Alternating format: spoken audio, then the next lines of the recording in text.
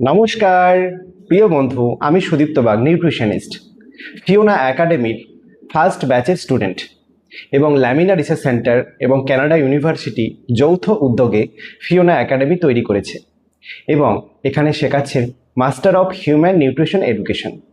এবং এই master of human nutrition education শুধু নিউট্রিশন শেখাচ্ছে তা না, এর সাথে আরও কিছু এর মধ্যে কম্প্যাক্ট করা আছে। সেই বিষয়টা আজকে আপনাদের সাথে ডিসকাস করব যে আপনি এই ব্যবস্থাপনার মধ্যে কি কি পেতে চলেছেন। তো আমাদের এই কেরিয়ার মেলা অনুষ্ঠিত হয়েছে, আগের মাস থেকেই শুরু হয়েছে। তো এই কেরিয়ার মেলায় আপনাদেরকে সকলকে আমন্ত্রণ জানাই। তো মাই ডিয়ার ফ্রেন্ডস, এই master of human nutrition education যে কোনো মানুষ, কিংবা বয়স্ক কিংবা মধ্যমা কিংবা 18 বছর প্লাস সকলেই করতে পারেন। এবং এটি করলে আপনি কি উপযোগিতা পাবেন বা এটা কেন করা দরকার? প্রতিটা মা বোনেদের আগে করা দরকার। কেন? কারণ তারা খাওয়া দাওয়া বানায় এবং রান্নাঘরকে তারাই সামালে। রান্নাঘরে তাহলে বীজ তৈরি হচ্ছে না খাবার তৈরি হচ্ছে, আমরা বুঝবো কীভাবে? তাহলে তাদের জন্য তার জন্য আমাদেরকে মহিলাদেরকে আগে এই মাস্টার অফ হিউম্যান নিউট্রিশন এডুকেশনটা শিখতে হবে। তাহলে তখন সে বীজ তৈরি করছে না খাবার তৈরি করছে নিজে নিজেই বুঝে যাবে। এবং অসুখ আসার মেন কারণ হচ্ছে রান্নাঘর, অসুখ আসার মেন কারণ হচ্ছে আমাদের খাবার প্লেট। তাহলে আমাদের খাবার প্লেটে অসুখ মিশে আছে না অসুখবিহীন খাবার, আমরা কোনটা খাবার খাচ্ছি সেটা আমরা যদি জেনে নিই তাহলে আমাদের এই সমস্যা হবে না। তাহলে master of human nutrition education আপনাকে এই পুঙ্খানুপুঙ্খ একদম সকাল থেকে রাত্রি পর্যন্ত কি খাওয়া দাওয়া করবেন সেটা আপনাদেরকে শেখাবে। তো আমি প্রথমে একটু খাবার প্লেট নিয়ে আলোচনা করি, তারপর আরও বিস্তারিত আলোচনা করব। একটা সাধারণ ডায়েট যদি আমরা বলি তাহলে আমাদেরকে কি করতে হবে? একটা সাধারণ ডায়েট যে আমাদের খাবার প্লেটে আমাদের সঠিক পুষ্টি বা সঠিক নিউট্রিশন ভ্যালু আছে তো কি করে বুঝবো? আসুন আমরা একটা নর্মাল খাবার প্লেট সাজাই। তো আমরা সুস্থ আছি এবং আরও বেটার থাকবো, তার জন্য আমরা এই খাবার প্লেট নিয়ে আলোচনা করছি। কিন্তু কি যারা অসুস্থ অলরেডি হয়ে গেছি বা কোনো ডিজিজ নিয়ে আক্রান্ত হয়ে গেছি তাদের জন্য আলাদা আলাদা সাজেস্ট করা হয়। তো যেহেতু আমরা একটা নর্মাল ডায়েট চার্ট আমরা বলবো, তাহলে আমরা একটু শুনে নিই ভালো করে কান পেতে। তো আমরা শুনেছি কি খালি পেটে জল ভরা পেটে ফল।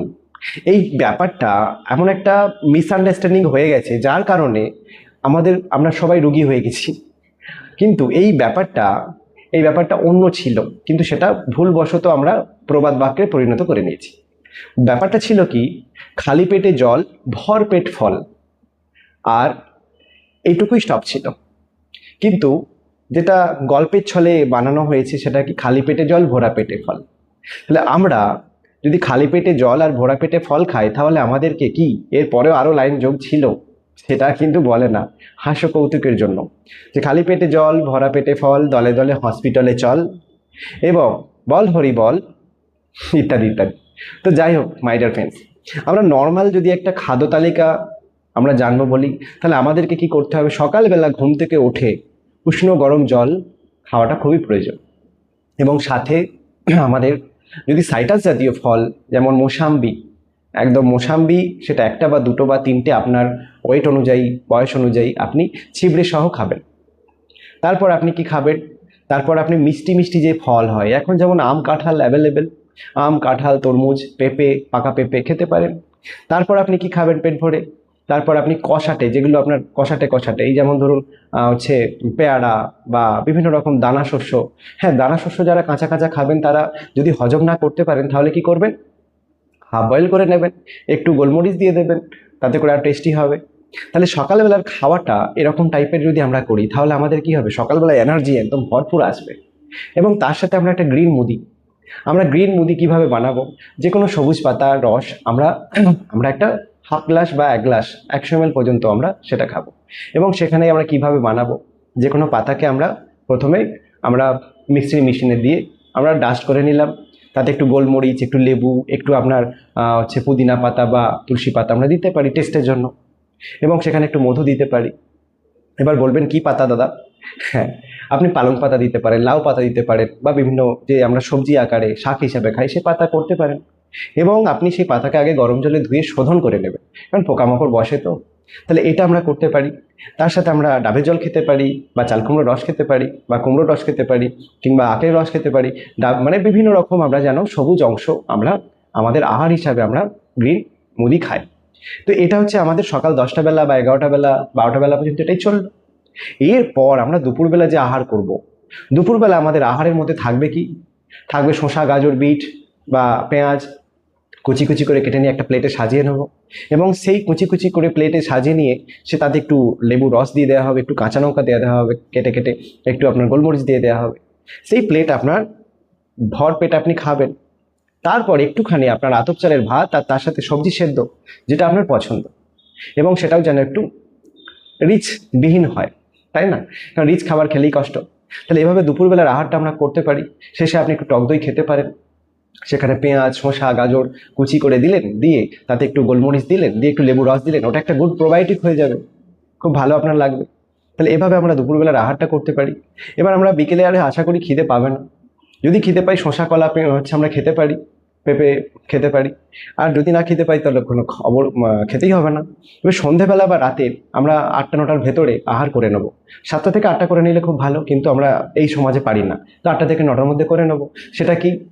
যদি রুটি খেতে ইচ্ছে করে তাহলে আপনি কি করবেন? আপনি যে আটাটা শুধু জলে মাখাতেন আর আর আর বেলে নিয়ে আপনি কি করতেন? আপনি রুটি বানিয়ে নিতেন সেঁকে নিয়ে, ওটা আর চলবে না। ওটাতে আমাদের বেশি বেশি কষ্ট হয় হজম করতে।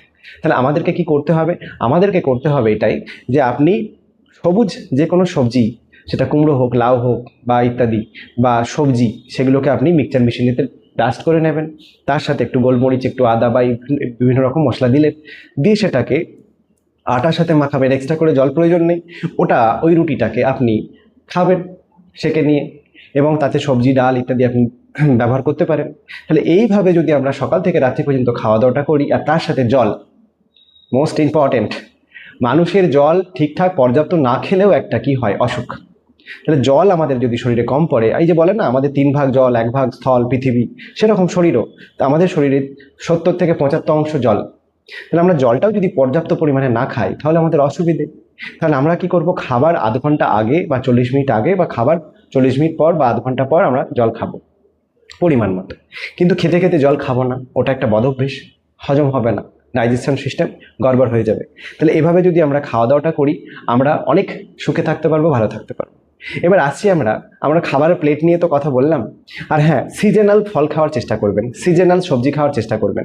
কারণ কি সিজনাল কেন দিচ্ছে প্রকৃতি? কারণ সেই প্রকৃতির, সেই বায়ুমণ্ডলে, সেই প্রকৃতির তার যাতে করে প্রোটেকশন, ইমিউনিটি বাড়ে, সেই জন্য সে তৈরি করেছে। আমরা সেই প্রকৃতির বাইরে গিয়ে আমরা খাবার তৈরি করছি, আবার খাচ্ছি, কালেকশন করছি, খাচ্ছি।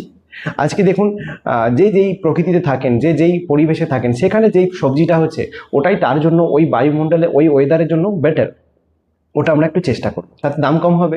এবার ঘটনা হচ্ছে কি, আমরা যেটা আসছিলাম, যে প্রতিটা মা, বোন, মাসি, পিসি, মেসোমশাই সকলের বিভিন্ন রকম কষ্ট। অনেকে ফোন আসে, এত ফোন করে, আমি সেখানে সব ফোন অ্যাটেন্ড করতে পারি না, কিন্তু যেগুলো পারি বা মেসেজ, যেগুলো মেসেজে কথা হয়ে যায়, তো তাদেরকে একটা কথা বলা, যে আপনাদের যে কষ্ট, সেই কষ্টের মূল কারণ কি? মূল কারণ হচ্ছে কি আমাদের ভুল খাদ্যাভ্যাস। তাহলে আমরা খাদ্যাভ্যাসটাকে যদি আমরা ঠিক করে নিই, তাহলে আমাদের অসুখ গায়েব হয়ে যাবে। এক একটা মানুষ ফোন করে কাঁদতে লেগে পড়ে, এক একটা মানুষ তার ওই কান্না, তার ওই ইমোশনাল, আমার খুব কষ্ট লাগে। কেন বলুন তো? কারণ আমি দেখতে পাচ্ছি শুধু মানুষটাকে একটু খাওয়া দাওয়া পরিবর্তন করে দিলেই মানুষটা ঠিক হয়ে যাবে। হ্যাঁ, খাওয়া দাওয়ার সাথে সাথে আরও কিছু বিষয় রয়েছে। আমাদের অসুখ ভালো হওয়ার মূল কারণ কি? মূল কারণ শরীরে নোংরা জমে গেছে। শরীরে নোংরা জমে গেছে বলেই, যেমন ধরুন আপনি কাজ করছেন, মাঠে ঘাটে কাজ করছেন, আপনার গোটা শরীরে ঘাম দিয়েছে, বগলে ঘাম দিয়েছে, বগল গন্ধ ছাড়ছে, তাই না? তাহলে আপনি যদি স্নান না করে বিছানায় উঠে পড়েন, কেমন লাগবে? পুরো বিছানাটা পুরো একদম ডাস্টবিন হয়ে যাবে, তাই না? তাহলে আপনার এই যে বগল গন্ধ ছাড়ছে, তার মানে কি? আপনাকে বাথরুমে গিয়ে ভালো করে স্নান করতে হবে, ওয়াশ করতে হবে, তখন গিয়ে আপনি বিছানায় উঠতে পারবেন। আপনি, কেউ আছে নাকি এরকম, যে অফিসে গেছে, অফিসে কাজ করেছে, অফিস থেকে বাসে ঠেলা ঠেলি, গুঁতি করে টেনে, গুঁতি করে পুরো ঘেমে লেয়ে গোটা দুর্গন্ধ জামা পোশাক নিয়ে সে এসেই জুতো টুতো খুলে দিয়ে বিছানায় উঠে পড়েছে? তাহলে বলুন তো আপনার বিছানাটা কীরকম হবে? নিজে নিজেই বুঝতে পারবেন। তাহলে আপনি কি করেন? বাড়িতে এসে মোজা টোজা খুলে, জামা টামা খুলে সব রেখে দিলাম পরিষ্কার করার জন্য, আর স্নান করে নিলাম খুব সুন্দর করে, তারপরে গিয়ে বিছানায় আমরা উঠি। তো সেরকম শরীরটা হচ্ছে আমাদের মন্দির। পেচ্ছাপ, পায়খানা, ঘাম, বাতকর্ম এগুলো যদি ঠিকঠাক না হয়, তাহলে বুঝে নিতে হবে ওই বগলগন্ধের মতনই অবস্থা হবে। তাহলে আমাদেরকে কি করতে হবে? আমাদেরকে পেচ্ছাপ, পায়খানা, বাতকর্ম, ঘাম এগুলোকে আমাদের শরীর থেকে নোংরাগুলোকে বের করতে হবে, যেটাকে বলছে বডি ডিটক্সিফিকেশন। এই বডি ডিটক্সিফিকেশনের মধ্যে কি কি আছে? আমরা তো শুধু সোজা কথা বাংলা কথা বলে দিলাম যে শরীর থেকে এই 4টে জিনিস বের করতে হবে। ন্যাচারালি এগুলো হয় না। অনেকের দেখবেন কোষ্ঠকাঠিন্য মানে কি টয়লেট পরিষ্কার হয় না। তাহলে আমাদেরকে কোষ্ঠকাঠিন্য ধাপটাকে আমাকে ঠিক করতে হবে, মানে টয়লেট পরিষ্কার করতে হবে, বাতকর্ম পরিষ্কার করতে হবে, ঘাম করতে হবে, পেচ্ছাপ করতে হবে।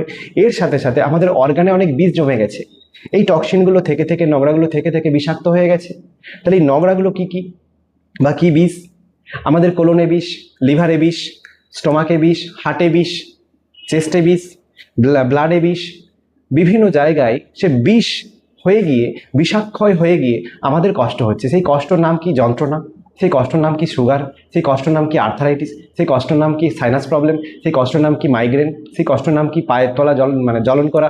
সেই কষ্টর নাম কি? পেট জ্বালা করা। সেই কষ্টের নাম কি? বিভিন্ন রকম কষ্ট। এবার সেই কষ্টগুলো থেকে যদি আপনি বেরিয়ে আসতে পারেন, তাহলে আপনাকে কি করতে হবে?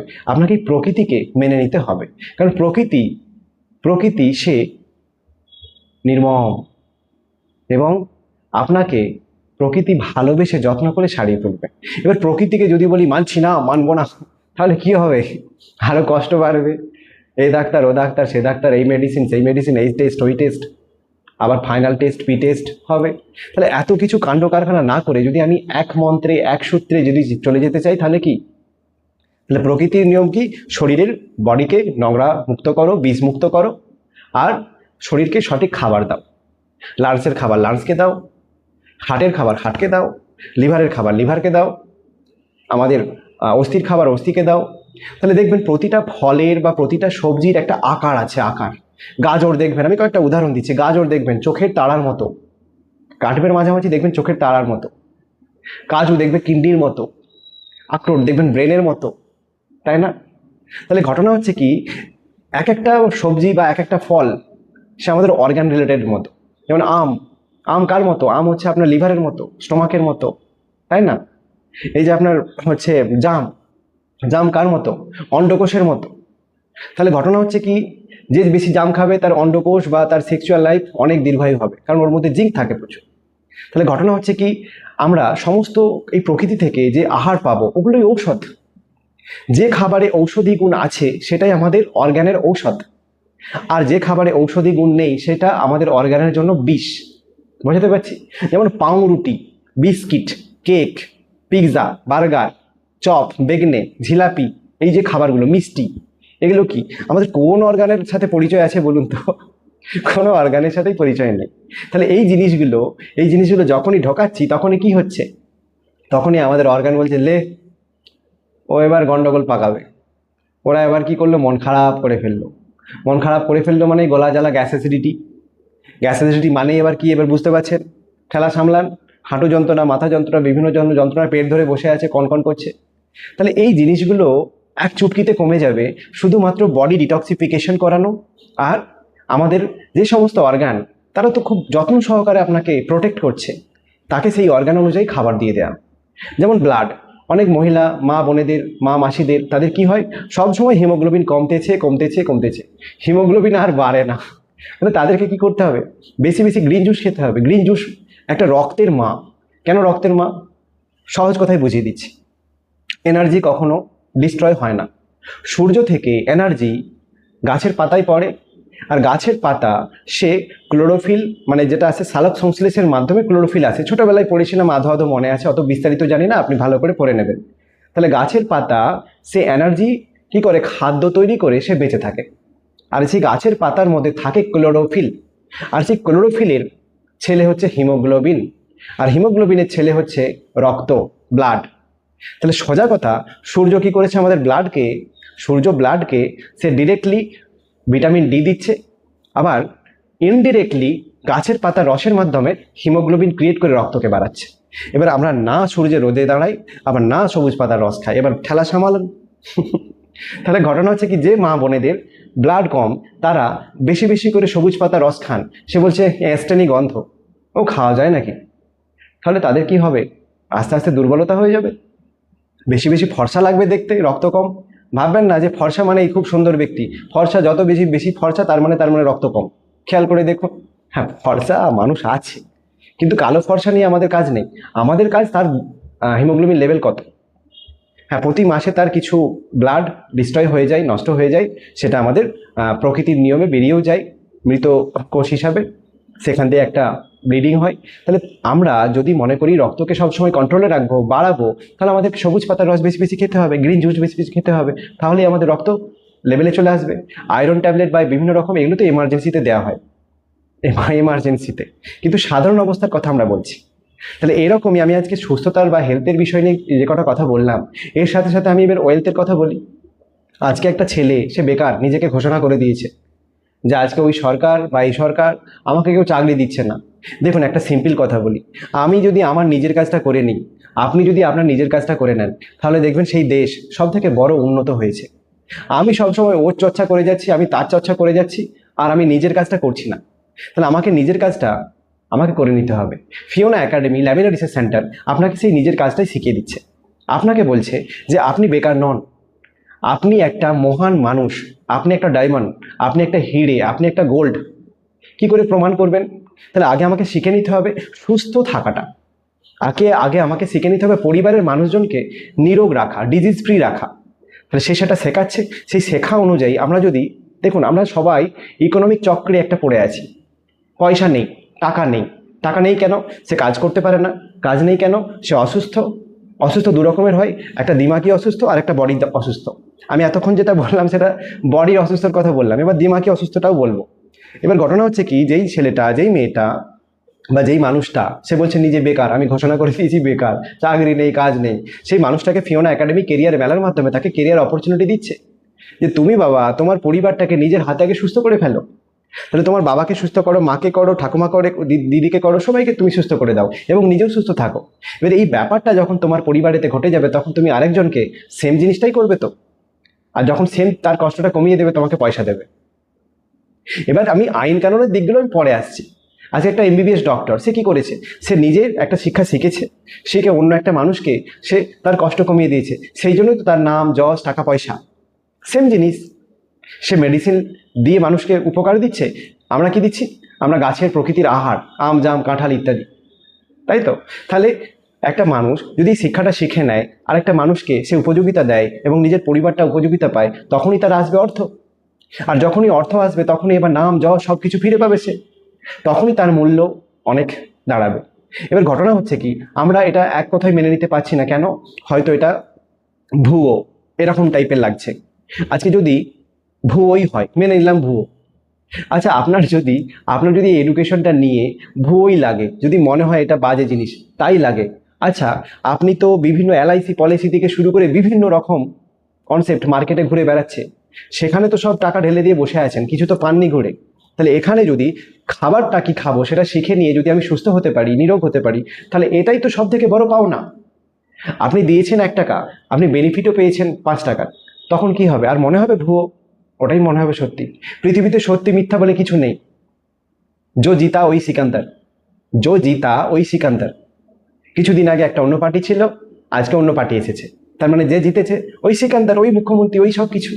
তাহলে আপনাকে জিততে হবে নিজের পরিবারে। নিজের বাবাকে সুস্থ করতে হবে, মাকে করতে হবে, ঠাকুমাকে করতে হবে, দাদাকে করতে হবে, সবাইকে করতে হবে, পরিবারের সবাইকে। এবং আপনাকে নিজেকেও সুস্থ হতে হবে। তখন গিয়ে দাঁড়াবে কি? আপনার বিশ্বাস। আর সেই বিশ্বাস থেকে কি আসবে? ভরসা। আর সেই ভরসা থেকে কি আসবে? অর্থ বা নাম, যশ ইত্যাদি। এবং সেটা করতে গেলে আমাদেরকে কি করতে হবে? সেটা করতে গেলে আমাদেরকে এই এডুকেশনটা নিতে হবে, master of human nutrition education. এবং এই এডুকেশন আপনাকে কি দিচ্ছে? আপনাকে কেরিয়ার দিচ্ছে। এবং আপনি কোন প্রফেশনে পারদর্শী সেটা দেখতে যাচ্ছেন না। সে বলছে 18 বছর বয়স হয়েছে তোমার, বোঝার বয়স হয়েছে নাকি জিজ্ঞাসা করছে। বলছে হ্যাঁ হয়েছে। বলছে আচ্ছা তুমি তুমি বাংলা জানো তো ভালো করে? বলছে হ্যাঁ জানি। বলছে সেই বাংলাতেই তুমি শিখবে। বলছে অনলাইনে তুমি ফোন করতে পারো তো, ইউটিউব দেখতে পারো তো, ফেসবুক করতে পারো তো, তাহলেই হবে। তাহলে ঘটনা হচ্ছে কি, আপনি মোবাইল ফোন ইউজ করতে পারেন কিনা জানছে। তাহলে যে মোবাইল ফোন ইউজ করতে পারবে সে করতে পারবে। এবং সে মোবাইল ফোন ইউজ করে সে প্রায় 6 মাস, 8 মাস, 9 মাস, 1 বছর ধরে এটা শিখে নিয়ে সে যখন আমার মতো তৈরি হয়ে যাবে, তখন সমাজে মানুষকে কান্নাগুলো ভুলিয়ে দেবে। অনেক মা, মাসিমা, বড় মা, অনেক জেঠামশাই, অনেক বড় বড় বয়স্ক মানুষ হাত জোর করে কান্নাকাটি করে যখন কথা বলেন, আমার খুব কষ্ট হয়। এবং জীবনের মানে যদি জানতে চাও তাহলে একবার হসপিটালের গেট গোড়ায় গিয়ে দাঁড়াও, তাহলে বুঝতে পারবে। কেউ দেখবে বাচ্চা ছেলে হয়েছে, তার পুরুষ সন্তান হয়েছে, সে খুব খুশি, মিষ্টি বিলাচ্ছে নার্সদেরকে বা যারা হসপিটালে রয়েছে তাদেরকে মিষ্টি বিলাচ্ছে। আবার দেখুন তারই পাশে কেউ একজন আইসিইউতে থেকে হাত ফেল করে মারা যাচ্ছে, তার পরিবার কান্নাকাটি করছে। আবার কেউ একজন সার্জারি হবে, তাকে ডাক্তার বলে দিয়েছে যে এত টাকা লাগবে, সে টাকা জোগাড় করতে পারছে না, সে টেনশন করছে, মাথা চুল ছিঁড়ে ফেলছে। আবার কারো একজনের অ্যাক্সিডেন্ট হয়েছে, সে কোমায় চলে গেছে, তার কাছে হে প্রভু আমার ছেলেটার যেন জ্ঞান ফিরে যায়, সে প্রভুকে ডাকছে। তো হসপিটালে বিভিন্ন রকম মানুষ, তাদের বিভিন্ন রকম সিচুয়েশন, সেখানে গেলে তো কষ্ট হয়। এবং সেই কষ্ট থেকে আমরা সবসময় চাই যে প্রকৃতির আহারের মাধ্যমে যে সমস্ত মানুষের অত রকম এমার্জেন্সি হয়নি কিন্তু বাড়িতে ভুগছেন ওই এমার্জেন্সি হসপিটালে যেতে হয়নি, অথচ বাড়িতে এমার্জেন্সির মতো ভুগছেন, কারো হাঁটু যন্ত্রণা, কারো সুগার, কারো আর্থারাইটিস, কারো হয়তো পেন রিলেটেড প্রবলেম, কারো হয়তো মাইগ্রেন, বিভিন্ন রকম শরীরের অসুখ একটি, নাম বিভিন্ন, অসুখ একটি, নাম বিভিন্ন। তাহলে সেই বিভিন্ন রকম নামে বিভিন্ন রকম ওষুধ খেয়ে সে যন্ত্রণায় ভুগছেন। তাহলে অত কষ্ট পাওয়ার থেকে আমি একটিবার যদি প্রকৃতিকে বিশ্বাস করে প্রকৃতির গাছের রস, প্রকৃতির গাছের ফলের রস একটু যদি শরীরকে দিই, প্রকৃতির গাছের পাতার রস একটু যদি প্রকৃতিকে শরীরকে দিই, তাহলে যদি সেখানে পরিবর্তন আসে, সেটা কি ভালো নয়? আজকে বলুন না, আজকে গাছের সাথে ঝগড়া করে আপনি থাকতে পারবেন? গাছ আপনাকে অক্সিজেন দিচ্ছে বলে বেঁচে আছেন তো। তাহলে গাছ, আপনি ঝগড়া করে ফেললেন, যেমন অনেকে আছে না, বন্ধুর সাথে ঝগড়া, কথা নেই, হাজব্যান্ড ওয়াইফের ঝগড়া, কথা নেই, একদিন দুদিন হয় এরকম। তো ঘটনা হচ্ছে কি, আপনি গাছের সাথে ঝগড়া করে 5 মিনিট থাকতে পারবেন, 7 মিনিট থাকতে পারবেন, 1 ঘন্টা থাকতে পারবেন? বলবেন আমার অনেক টাকা আছে, আমি অক্সিজেনের সিলিন্ডার কিনে নেবো। আর বাবা কতদিন যোগাবে তুমি? তাহলে ঘটনা হচ্ছে কি, গাছ আপনাকে ফ্রিতে অক্সিজেন দিচ্ছে, গাছ একমাত্র পারে আপনাকে বাঁচাতে। এই জিনিসটা আমাকে বুঝতে হবে। তাহলে আজকে মডার্ন মেডিকেল সায়েন্স সে মেডিকেল দপ্তর তৈরি করেছে কেন? কারণ এমার্জেন্সিতে কারো হয়তো এক্ষুনি তার হার্ট অপারেশন করতে হবে, কারণ সে বিভিন্ন কারণে অকারণে 2 বছর 3 বছর 5 বছর 10 বছর ধরে সিমটম দেখার পরেও সে যত্ন করেনি, তখন গিয়ে এমার্জেন্সিতে পৌঁছেছে। সে 2 বছর 3 বছর 4 বছর ধরে লিভারের উপর প্রচুর টর্চার করেছে, বিভিন্ন হাং বাং খেয়ে লিভার আর পাচ্ছে না, তখন গিয়ে এমার্জেন্সিতে সে পৌঁছে গেছে। যখন সে ব্লিডিং হচ্ছে, অ্যাক্সিডেন্ট হয়ে গেছে, বাইরে থেকে কোনো আঘাত খেয়েছে, সেই সমস্ত জায়গা থেকে এমার্জেন্সিতে পৌঁছে গেছে, তখন গিয়ে ডাক্তারবাবু সে কী করে? সার্জারি করে দেয়। সে তাকে কোনো রকম সেলাই বলো, ইঞ্জেকশন বলো, বা তাকে স্টেরয়েড দিয়ে তাকে তৎক্ষণাৎ তাকে রিলিফ করিয়ে দেয়। এর জন্য অসংখ্য ধন্যবাদ তাকে, অসংখ্য ধন্যবাদ। আমরা দ্বিতীয় সেকেন্ড গড বলি। তাহলে আমাদের ফার্স্ট গডকে, সেকেন্ড গড যদি আমরা ডাক্তারবাবুকে বলি এমার্জেন্সির সময় তারা রক্ষা করেন, তাহলে ফার্স্ট গডকে, ফার্স্ট গড হচ্ছে এই গাছের পাতার রস, গাছের অক্সিজেন, গাছের ফল। তাহলে যদি আপনি মান্যতা দেন যে গাছের অক্সিজেন ফার্স্ট গড, মানে প্রথম ভগবান, প্রথম আল্লাহ, তাহলে গাছের পাতার ফল প্রথম আল্লাহ, প্রথম ঈশ্বর, গাছের ফলের রস যদি প্রথম আল্লাহ, প্রথম ভগবান ভাবেন, তাহলে গিয়ে আপনার অসুখ সারবে। আর যদি ভাবেন এই সুদীপ্ত বাজে বাজে বলছে, তাহলে সরি টু সে, ক্ষমা করবেন। আমার বলার উদ্দেশ্য ছিল এটাই, আমি হালকাভাবে আপনাদেরকে একদম নর্মালভাবে, ঘরোয়াভাবে বোঝানোর চেষ্টা করেছি। এবার যদি আপনাদের কোনো প্রশ্ন থাকে অবশ্যই আপনি মেসেজ করতে পারবেন হোয়াটসঅ্যাপ নাম্বারে, যে আপনার যদি কোনো মেসেজ বা কোনো যদি আপনার দাবি থাকে। তো ঘটনা হচ্ছে কি, এটা যদি ভুল কোনো এখানে কথা বলতে গিয়ে কোনো ভুল আপনাদেরকে ইনফরমেশন শেয়ার করে ফেলি, তার জন্য অসংখ্য আমি ক্ষমা চেয়ে নিচ্ছি। এবং আপনাদেরকে আমি এটুকু বলবো যে আপনারা আপনার পরিবারকে কেরিয়ার দিন, সুস্বাস্থ্য দিন, আর তার জন্য ডক্টর সমীর কুমার ধারা ফাউন্ডেশন অলওয়েজ ওয়েলকাম। এবং এখানে কেবলমাত্র প্রকৃতির আহার, প্রকৃতির খাবার দিয়ে যেভাবে মানুষকে সুস্বাস্থ্যের পথ দেখাচ্ছে, আমার মনে হয় না যে আর অন্যান্য অর্গানাইজেশন এভাবে মানুষকে হেল্প করছে। কারণ আজকে ডক্টর সমীর কুমার ধারা মহাশয় যে বইগুলো লিখেছে, বাঁচা মানে কাঁচা, বইটা পড়বেন, খাবার যখন ঔষধ, বইটা পড়বেন, দি লাস্ট ডক্টর, সুস্থ জীবন শরীর ও মন, ব্রেকফাস্ট লাঞ্চ ডিনার, ডায়াবেটিস থেকে মুক্তি, এই বইগুলোতে অজস্র ইনফরমেশন পাবেন সায়েন্টিফিকভাবে। এবং তার সাথে বডি ডিটক্সিফিকেশনের ফর্মুলা, যেটা colon detox, liver detox, stomach detox, বা আদার্স আমাদের ব্লাড ডিটক্স, বা আমাদের বিভিন্ন রকম অর্গান 79+ মাইক্রো লেভেলের অর্গান ডিটক্সিফিকেশন তার ব্যবস্থা এখানে রয়েছে, এবং এর মাধ্যমে একটা মানুষ সম্পূর্ণভাবে তার জ্বালা যন্ত্রণা কষ্ট দুঃখ সব চলে যাবে। হ্যাঁ, লাস্ট একটা কথা বলি আপনাদেরকে। এতক্ষণ বডির যে সমস্ত অসুখ বিসুখ সেগুলো নিয়ে কথা বলছিলাম, মাইন্ডের অসুখ এটা কিন্তু বলিনি। মাইন্ডের অসুখটা আমি বলে ক্লোজ করব। মাইন্ডের অসুখটা কি? আমাদের অনুভূতি, আমাদের অনুভূতি থেকেই আসে মাইন্ডের অসুখ। একটা মানুষ সে যদি মেনে নিতে পারে, যদি মেনে নিতে পারে তাহলে দেখবেন তার মনটা হালকা হয়ে গেছে। আর যদি মেনে নিতে না পারে তাহলে আইন কানুন আদালত ইত্যাদি ইত্যাদি, বোঝাতে পারছি? আপনার সাথে আমার ভালোবাসা জুড়েছে, এর জন্য কোথাও সই করতে হবে, এর জন্য ডকুমেন্টস দিতে হবে, এর জন্য সকাল সন্ধে রিপ্লাই দিতে হবে? দিতে হবে না। যদি ভালোবাসা, ভালোবাসা মায়া মমতা মান অভিমান থাকবে তবেই সেটা ভালোবাসা। কিন্তু ভালোবাসার জন্য পেপারে সাইন, ভালোবাসার জন্য পেপারে সাইন করে রিজেক্ট, এতে ভালোবাসা জন্মায় না। তেমনি আজকে যেমন লয়াররা কি করেন, যে একটা সই করে দিল এইটার কারেক্ট, একটা সই করে দিল এটা ভুল, তাই না? তাহলে ঘটনা হচ্ছে ওখানে গিয়ে আটকে থাকবেন না আপনারা। যদি আমার তরফ থেকে ভুল হয়ে থাকে আমি ক্ষমা চেয়ে নেবো। কার কাছে? প্রকৃতির কাছে, সমাজের কাছে। আপনার তরফ থেকে যদি পারিবারিক ভুল, অফিসের ভুল, বিভিন্ন বন্ধু বান্ধবের কাছে ভুল, যেখানে যাই কিছু ভুল হোক না কেন, আপনার অজান্তে আপনি হাত জোর করে প্রকৃতির কাছে, ঈশ্বরের কাছে, আল্লাহর কাছে, গাছের কাছে মনে মনে ক্ষমা চেয়ে নেবেন যে আমার ভুল হয়ে গেছে অজান্তে, আমাকে ক্ষমা করে দাও। দেখবেন আপনার মনটা হালকা হয়ে গেছে, মাইন্ড ফ্রেশ হয়ে গেছে, এবং এমন একটা সুন্দর ব্রেন পাচ্ছেন, এত একটা সুন্দর রিফ্রেশ, আপনার বুদ্ধি গ্রোথ বাড়ছে, আপনি বুঝতেই পারবেন না। তাহলে আমাদেরকে কি করতে হবে? রোজের প্রতিদিন শুতে যাওয়ার সময়, ঘুম থেকে ওঠার সময়, মাঝে মাঝে যখনই সুযোগ পাবো ক্ষমা চাইতে হবে। ক্ষমা কেন? ক্ষমায় ক্ষমতা বাড়ে। আজকে দেখবেন অনেক ধর্মীয়রা তারা বেশি তারা কেউ হিন্দুরা পুজো করেন, মুসলিমরা নামাজ পড়েন, বা কেউ আরও অন্যান্য রয়েছে হাতে করে অন্য নাম জপ করেন। কেন? কোনো না কোনো একটা উদ্দেশ্য নিয়ে সে ক্ষমা চায়, ক্ষমা। এবং আমি সেই ধর্মের কথা যাচ্ছি না, সে কোনো না কোনো একটা উদ্দেশ্য নিয়ে ক্ষমা প্রার্থী করে, ক্ষমা চায়।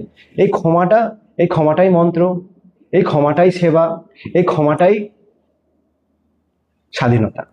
তো মাই ডিয়ার ফ্রেন্ডস, আপনারা আমাকে এতক্ষণ শোনার জন্য, প্রাধান্যতা দেওয়ার জন্য অসংখ্য ধন্যবাদ। তো এখানে আমি আজকে ক্লোজ করছি। তো সুস্থ থাকুন, ভালো থাকুন, কোনো সমস্যা নেই। যদি কোনো সমস্যা থাকে তাহলে অবশ্যই যোগাযোগ করবেন। আমি আমার চেষ্টা করব আপনাদেরকে সুস্বাস্থ্যের অধিকারী করিয়ে দেওয়ার জন্য। তো ধন্যবাদ।